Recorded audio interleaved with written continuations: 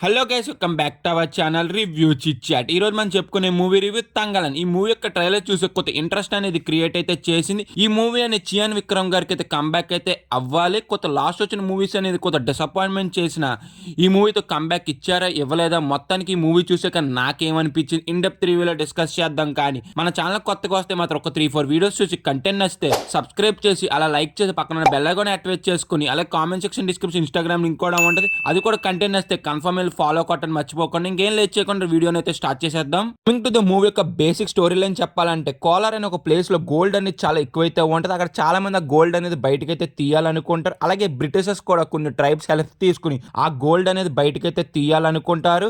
ఆ గోల్డ్ కి ఒక మాంత్రికురాలు అయితే కాపలైతే కాస్త అయితే ఉంటది. ఆ ట్రైబ్స్ ఆ మాంత్రికురాలని ఎదుర్కొని ఆ గోల్డ్ తీసారా తీయలేదా, అసలు మొత్తానికి ఏమైంది అనేది మన మూవీ చూసి అయితే తెలుసుకోవాలి. ఫైనల్ గా మూవీ చూసాక నాకేమనిపించిందంటే మాత్రం నాకైతే మూవీ అనేది నచ్చింది. చియాన్ విక్రమ్ అయితే కంబ్యాక్ అయితే ఇచ్చారు. మూవీలో చాలా సీన్స్ అనేది ఎంగేజింగ్ గా రాసుకున్నారు. తర్వాత ఏం జరుగుద్ది అనేది ఎగ్జైట్ అయితే క్రియేట్ చేశారు. ఇంకోటి స్క్రీన్ ప్లే కూడా చాలా ఎంగేజింగ్ అయితే రాసుకున్నారు. మూవీ స్టార్ట్ అవటం ప్రతి క్యాట్ ఇంట్రడ్యూస్ చేసుకుంటా ఆ క్యాట్ ని సెటప్ చేసుకుంటా ఎక్కడా కూడా టైం తీసుకోకుండా చాలా రేజీగా అయితే వెళ్ళారు స్క్రీన్ ప్లే అనేది.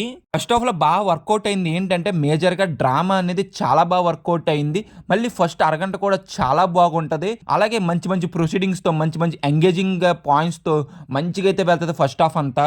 ఈ మూవీలోని యాక్షన్ సీక్వెన్సెస్ అయితే మాత్రం చాలా బాగున్నాయి. చాలా బాగా డిజైన్ అయితే చేసుకున్నారు. యాక్షన్ సీక్వెన్స్ తగ్గట్టుగా బీజిఎం కూడా చాలా బాగా కొట్టాడబ్బా. నాకు బాగా నచ్చింది బీజిఎం అనేది. ఫస్ట్ హాఫ్ అయితే ఇలాగైతే ఉంటుంది. ఫుల్ అని ఎంజాయ్ చేస్తారబ్బా. ఫస్ట్ హాఫ్ అయితే నాకు నెక్స్ట్ లెవెల్ అనిపించింది ఫస్ట్ హాఫ్ అయితే.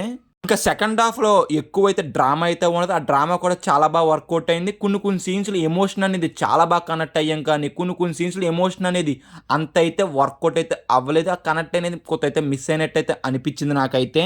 మూవీలో కాస్ట్యూమ్స్ కానీ ఆ కలర్ గ్రేడింగ్ అయితే చాలా బాగున్నాయి.